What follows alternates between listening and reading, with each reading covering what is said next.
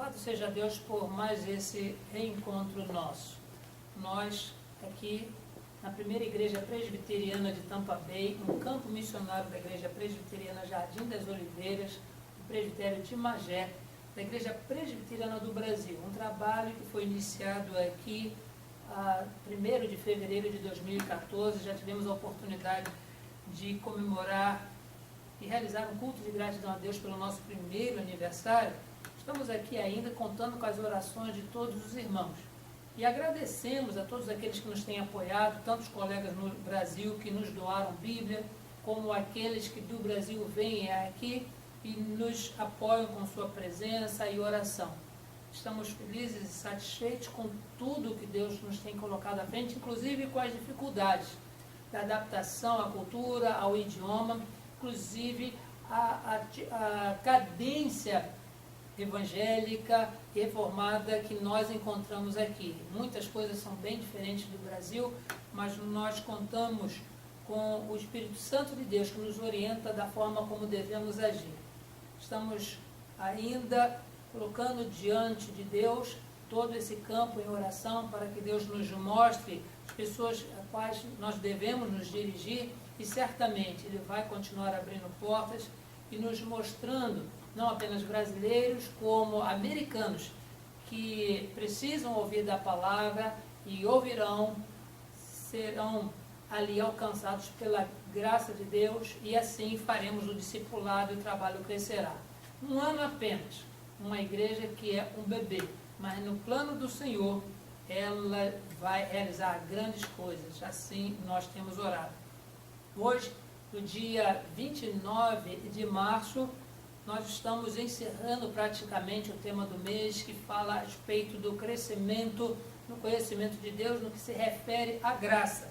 E hoje nós estaremos refletindo sobre a graça que sustenta.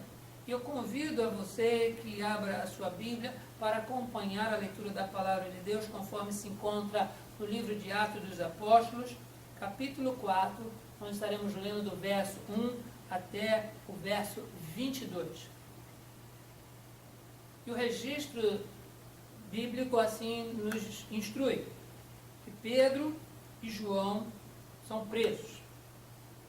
Falavam eles ainda ao povo quando sobrevieram os sacerdotes, o capitão do templo e os saduceus, ressentidos por ensinarem eles o povo e anunciarem em Jesus a ressurreição dentre os mortos.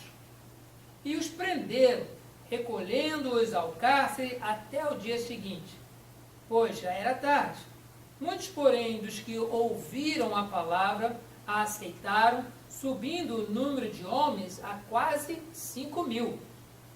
No dia seguinte, reuniram-se em Jerusalém as autoridades, os anciãos e os escribas, com o sumo sacerdote, Anás, Caifás, João, Alexandre e todos os que eram da linhagem do sumo sacerdote. E pondo-os perante eles, os arguíram: com que poder ou em nome de quem fizestes isso?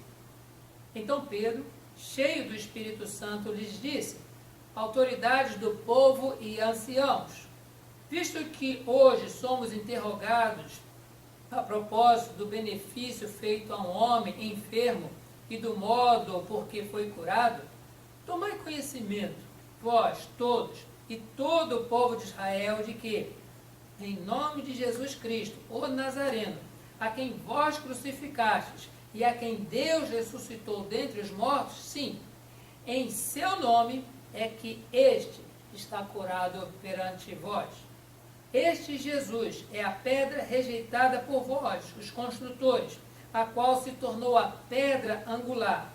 E não há salvação em nenhum outro, porque debaixo do céu não existe nenhum outro nome dado entre os homens pelo qual importa que sejamos salvos. Ao verem a intrepidez de Pedro e João, sabendo que eram homens iletrados, incultos, admiraram-se e reconheceram que haviam eles estado com Jesus. Vendo com eles o homem que fora curado, nada tinham que dizer em contrário.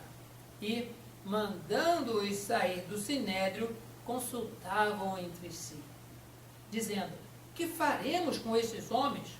Pois, na verdade, é manifesto a todos os habitantes de Jerusalém que um sinal notório foi feito por eles, e não o podemos negar. Mas, para que não haja maior divulgação entre o povo, ameacemo-los, para não mais falarem neste nome a quem quer que seja. Chamando-os, ordenaram-lhes que absolutamente não falassem nem ensinassem em o nome de Jesus. Mas Pedro e João lhes responderam: julgai se é justo diante de Deus ouvir-vos antes a vós outros do que a Deus. Pois nós não podemos deixar de falar das coisas que vimos e ouvimos. Depois, ameaçando-os mais ainda, os soltaram, não tendo achado com que os castigar por causa do povo, porque todos glorificavam a Deus pelo que acontecera. Ora, tinha mais de 40 anos aquele em quem se operara essa cura milagrosa. Queridos, por algumas vezes na nossa vida, nós passamos por alguns receios.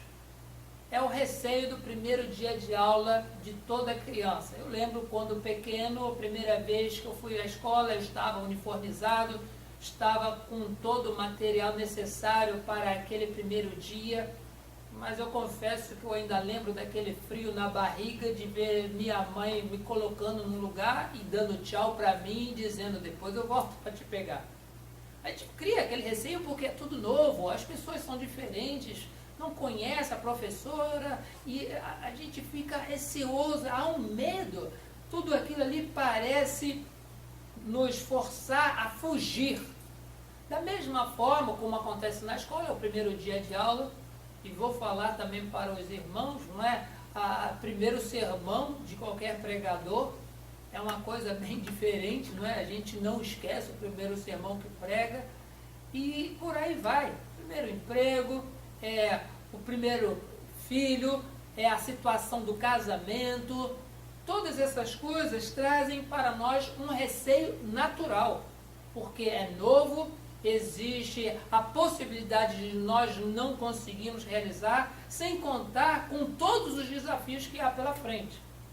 Mas da vida espiritual, nós também vemos aqui receios no início da vida cristã, quando nós, reconhecendo que somos pecadores, porque o Espírito Santo nos convenceu do pecado, da justiça e do juízo, nós passamos a ser uma nova criatura e já enfrentamos desafios. Os amigos com os quais nós andávamos outrora, agora eles, sem entender o que está acontecendo, muitas vezes se tornam nossos inimigos, começam a escarnecer de nós. Existe a distância da igreja, existe a dificuldade de achar os textos bíblicos, e a primeira oração normalmente é algo também que muitas vezes vai engasgar na voz de muitas pessoas. E cabe aqui uma ilustração de uma pessoa que eu conheci no Brasil, hoje se encontra com o Senhor. Essa pessoa, ela vivia em meio à criminalidade e já tinha sido presa algumas vezes por questão de drogas. E certa vez ele foi mas foi solto, dispensado pelos policiais, porque o período que ele tinha que ficar ali em observação já tinha passado, mas os guardas o ameaçaram dizendo: olha, você se cuida, porque se você for preso de novo, coisa pior pode acontecer com você. E esse rapaz, ele foi colocado na rua, ele ficou andando durante toda aquela tarde, chegou de noite, ele começou a se entristecer muito, porque ele não podia voltar para casa, porque a família o rejeitava pela vida que ele tinha. E ele não podia ficar na rua, porque os policiais já o haviam ameaçado. Quando apareceu, assim do nada, nem ele mesmo sabe explicar porquê, alguém tocou no ombro dele e falou: olha aqui, uma porção da palavra de Deus para você ler, que Deus te abençoe com a porção da palavra. E aquele homem, ele não diz se reconheceu a pessoa, se lembraria dela, se se a visse novamente, mas olhou aquele folheto, leu, e atrás tinha um carimbo e disse: Deus, só tem uma coisa, só o Senhor mesmo para tomar conta da minha vida, porque eu não posso ficar na rua e não posso ir para casa. O Senhor tem que dar um jeito na minha vida. E aquele rapaz, o nome dele Josias, ele foi para a igreja daquele folheto e lá ele ouviu da palavra, mas Deus já o tinha modificado naquela rua onde ele recebeu o folheto. E ele pode não lembrar daquilo que foi pregado, mas quando o pregador fez o convite para quem quisesse experimentar uma nova vida com Deus, ele disse: olha, eu era o primeiro que já estava lá na frente. E passei a semana toda na igreja, ele falava no seu testemunho. No domingo seguinte, numa reunião que havia, alguém pediu para eu orar, porque eu estava muito animado, e falava: vamos ter uma palavra de oração com o irmão Josias. E é muito interessante o que o Josias falou, porque ele que durante aquela semana ouvia as pessoas orar, ele gravou o chavão do início das orações na cabeça. E o chavão qual é? Naquele grupo: Senhor nosso Deus. O pessoal começava a orar dizendo: Senhor nosso Deus. E deu aquele receio nele e diz: bem, se o pessoal começa assim, é assim que eu vou começar. E começou: Senhor nosso Deus. E não saía mais nada a não ser reticência. E ele falou: não, vou agora falar mais empolgado: Senhor nosso Deus. E só reticências depois, não vinha mais nada. E ele reconheceu a sua fragilidade, porque ele recebeu a Jesus, mas não passou pelo processo de discipulado. É onde a gente aprende a orar e aprende a entender a voz de Deus na sua palavra.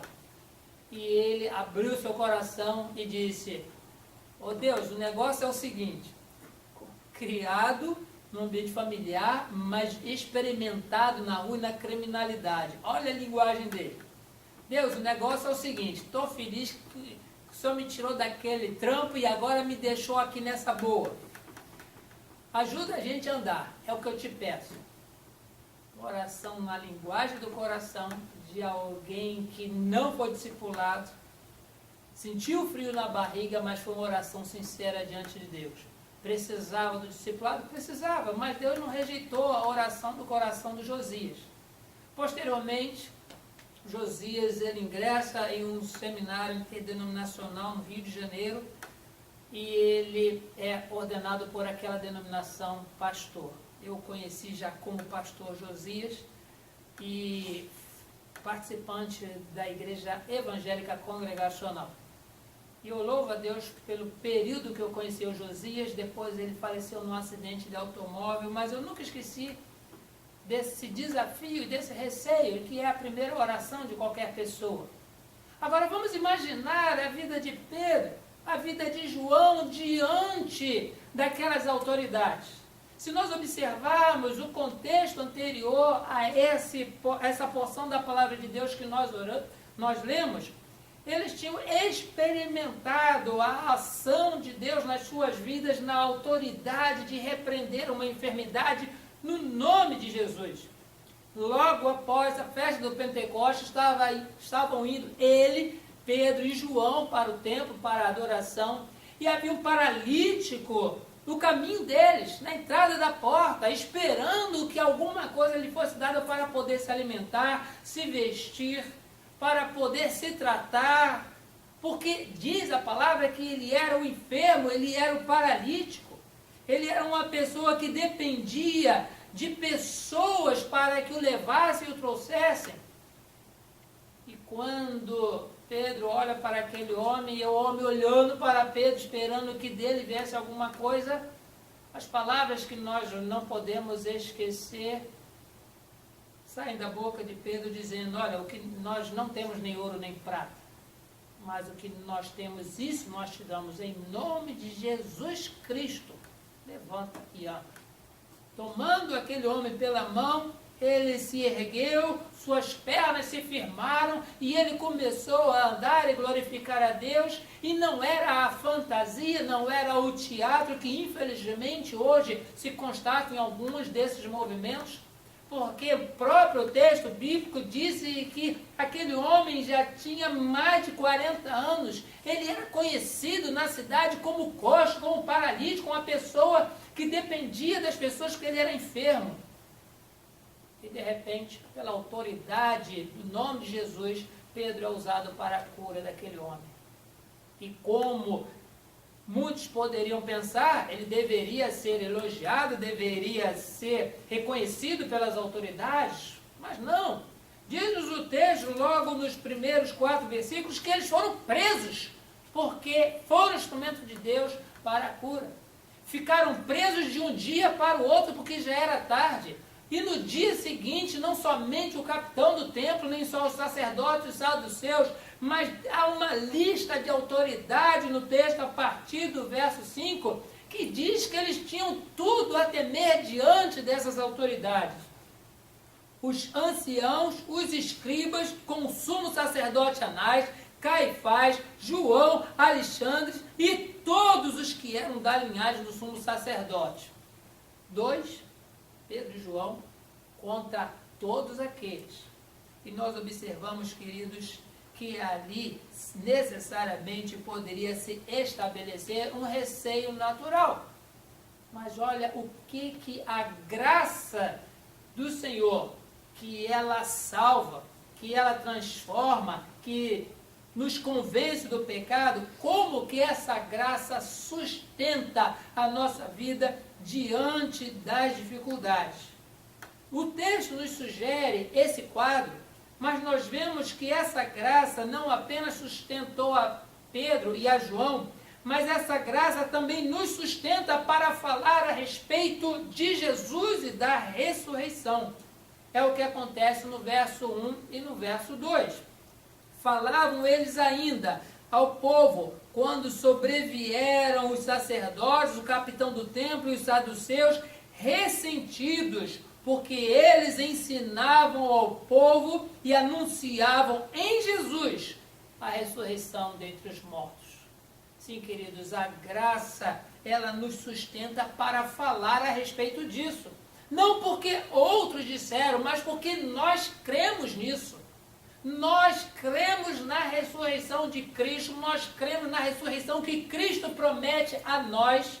Nós cremos em tudo aquilo que a palavra ensina sobre ressurreição.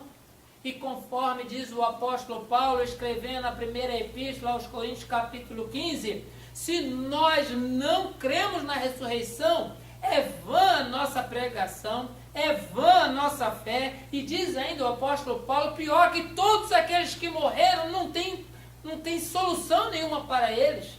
Morreram, fizeram o que tinham que fazer e não existe ressurreição.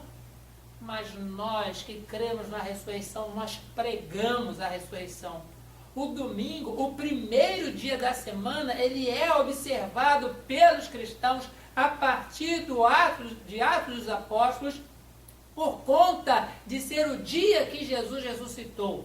Domingo é o dia do Senhor. Nós não guardamos o sábado, que é a prática dos judeus. Nós guardamos o domingo, que para nós o significado da libertação, o significado do cumprimento da promessa de Deus, o significado da vitória sobre a morte está na ressurreição de Jesus no primeiro dia da semana. Por isso nós pregamos sobre a ressurreição e não tememos. As pessoas podem muitas vezes nos arguir, você sabe do que se está falando? Mas a graça que nos sustenta nos dá a seguinte resposta, sim, nós sabemos, porque nós cremos. É o apóstolo Paulo também que, escrevendo sobre o assunto aos Romanos, no capítulo 10, ele menciona que a pregação, que a fé vem pelo ouvir a palavra de Deus. E no momento também que o próprio apóstolo Paulo, ele se depara com o carcereiro de Filipe, ele menciona que para que aquele homem, ele tenha a sua vida notoriamente modificada por todas as pessoas, era necessário que ele cresça em Jesus Cristo, arrependendo-se dos seus pecados, e ele veria a salvação não somente na sua vida, mas também na vida de todos os da sua casa. Sim, queridos, nós temos a graça que nos sustenta, para pregar a respeito de Jesus, não apenas morto no nosso lugar, mas também o Cristo ressurreto, porque Deus o ressuscitou dentre os mortos. A graça também, irmãos, não somente sustentou a Pedro e a João, mas também nos sustenta para testemunhar, para falar daquilo que nós temos visto e ouvido do Senhor, visto na nossa vida e ouvido do Senhor na sua palavra e em tudo ao nosso redor. Nos versos 8 a 10, nós observamos a seguinte palavra do apóstolo Pedro.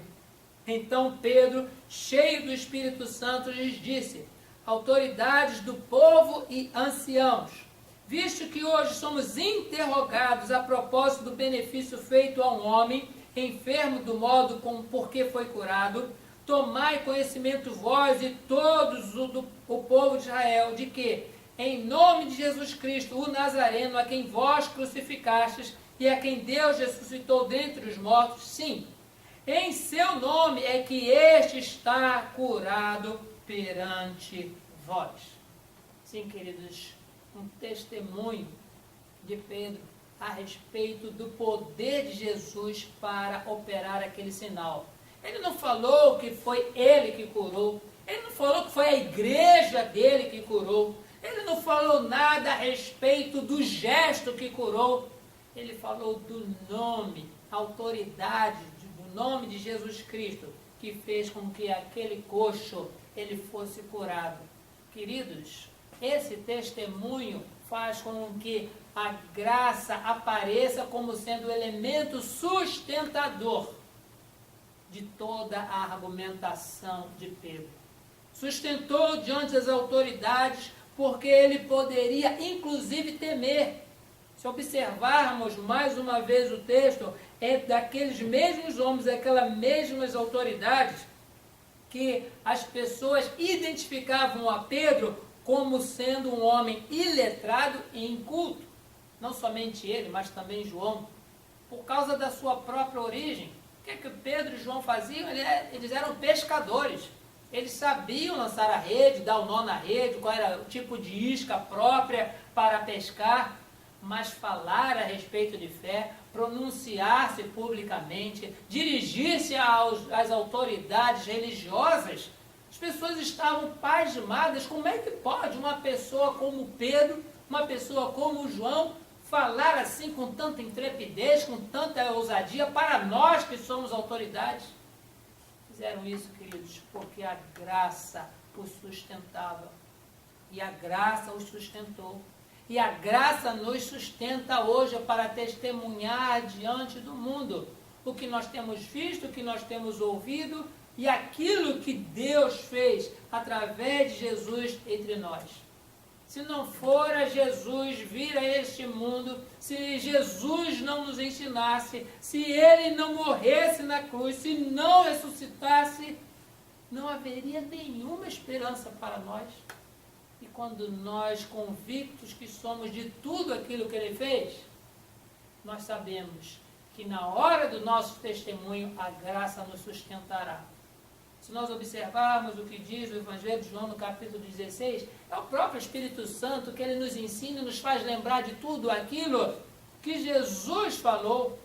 Nós temos a certeza que nem todo mundo vai ter a oportunidade, ou terá a oportunidade de realizar um curso de teologia, de mestrado, pós-graduação, doutorado em Bíblia. Mas uma coisa é certa, as pessoas que leem a palavra de Deus, as pessoas que são ensinadas nos estudos bíblicos das igrejas, escola bíblica dominical, as pessoas não têm um computador na cabeça, mas uma coisa é certa, na hora de testemunhar a respeito de Cristo, a graça os sustentará e o Espírito Santo os fará lembrar de tudo aquilo que seja necessário para que calem-se todos os opositores, calem-se todos aqueles que interrogam no sentido de fazer-nos calar a boca. Sim, queridos, a graça sustentou a Pedro e a João, e a graça certamente nos sustentará. Por último, nós observamos que não apenas a graça sustentou aqueles queridos para falar a respeito da ressurreição, para se colocar perante as autoridades em testemunho, mas a graça também o sustentou a perseverar. Perseverar. E essa mesma graça também está sobre nós para nos sustentar em perseverança. O verso 18 a 20, nós lemos assim: chamando-os, ou seja, aquelas autoridades, ordenaram-lhes que absolutamente não falassem nem ensinassem em o nome de Jesus. Mas Pedro e João lhes responderam: julgai se é justo diante de Deus ouvir-vos antes a vós outros do que a Deus. Pois não podemos deixar de falar das coisas que vimos e ouvimos. Ou seja, vocês podem falar o que for, vocês podem ficar aborrecidos do que quiser, mas a gente não pode deixar de falar a respeito de Deus. Se Jesus nos enviou para proclamar o Evangelho, se nos enviou para fazer discípulos, se nos enviou para batizar as pessoas em nome do Pai, do Filho e do Espírito Santo, nós devemos obedecer a Deus e não às autoridades religiosas que se opõem a Deus, que mesmo vendo o milagre, mesmo sabendo o que aconteceu, mesmo observando a notoriedade do fato, ainda oprimem os apóstolos para que não falassem nada. A graça os sustentou a perseverar, porque em saindo dali, nós sabemos pelas leituras, pela leitura das demais páginas desse livro, da história da igreja, Atos dos Apóstolos, o como ainda Pedro, João e os demais perseveraram naquilo que tinham que dirigir ao povo, no que se refere a evangelizar. Sim, queridos, a graça nos sustenta para perseverar. Se diante da dificuldade as pessoas recuam, hoje a palavra de Deus nos mostra que da mesma forma com que o Senhor Jesus esteve com Pedro e João e a graça atuou neles para a perseverança, nós não podemos desanimar diante das dificuldades. Se há dificuldade no lar, se há dificuldade no trabalho, se há dificuldade na escola, se há dificuldade em todos os lugares, inclusive dentro de alguns grupos religiosos para a proclamação do Evangelho, a graça sustentará. Porque importa, diz o texto, importa obedecer a Deus, importa fazer aquilo que Jesus orientou, e não aquilo que os homens ou até autoridades falam, que seja contrário àquilo que está na palavra de Deus. Sim, queridos, nós temos este exemplo de fé no livro de Atos dos Apóstolos, no capítulo 4. E temos a certeza que muitas atividades, muitas situações difíceis, cada um de nós ainda haverá de enfrentar. Mas a mesma graça que nos alcançou é ela que nos sustenta para que nós falemos a respeito de Cristo, da sua morte e ressurreição, para que nós falemos a respeito do que Ele fez, o que Ele fará na vida das pessoas, e também para perseverar a cada passo, mesmo diante das dificuldades. Vemos os nossos queridos que estão nos lugares distantes, como trabalhando em missões, seja no próprio país, mais longe da sua família, seja em outros países, longe da sua pátria. Pessoas enfrentando dificuldade do idioma, da cultura, pessoas que não querem saber do Evangelho, mas o Senhor os enviou para que ali eles fossem testemunhas da ressurreição, que eles fossem testemunhas do amor de Deus ao pecador. E essas pessoas precisam não apenas lembrar da perseverança, que a graça nos sustenta em perseverar, como também em cada dificuldade, sabendo que Deus, Ele tem propósito em cada momento na nossa vida. Nós sabemos como é que foi o término da vida e ministério do apóstolo Pedro. Ele morreu crucificado. Crucificado, inclusive, de cabeça para baixo, como diz a tradição histórica, que ele não se achando digno de morrer da mesma forma que o nosso Senhor, ele sugere aos seus algozes que ele seja crucificado de cabeça para baixo. Não existe nenhum registro bíblico a esse respeito, mas a tradição histórica aponta para esse caminho. Seja lá qual for a posição que o apóstolo Pedro morreu, uma coisa é certa: ele morreu por causa do Evangelho, mas não desistiu. Ele não teve receio da sua morte, ele não teve receio de ser perseguido. Ele falou com perseverança porque a graça o sustentava. E mesmo que fizessem mal ao seu corpo, à sua carne, nós temos as palavras de conforto do nosso Senhor Jesus Cristo, que diz que aquele que vem a mim, de modo algum o lançarei fora, e ninguém há que o possa arrebatar da minha mão. O nosso corpo frágil, ele pode sofrer, padecer todo tipo de martírio e dor, mas a nossa alma, ela está segura nas mãos de Deus. E nós sabemos que da mesma forma como Jesus ressuscitou, nós haveremos de ressuscitar. Estaremos para sempre com o Senhor. Que essa reflexão traga conforto, que traga fortalecimento para a sua vida. E que você lembre em todos os momentos que a graça não foi somente para a salvação, mas a graça também foi para a transformação e para o sustento nosso em todos os caminhos por onde o Senhor nos enviar. Que Deus assim te abençoe e fortaleça as obras das suas mãos e firme os seus passos. Amém.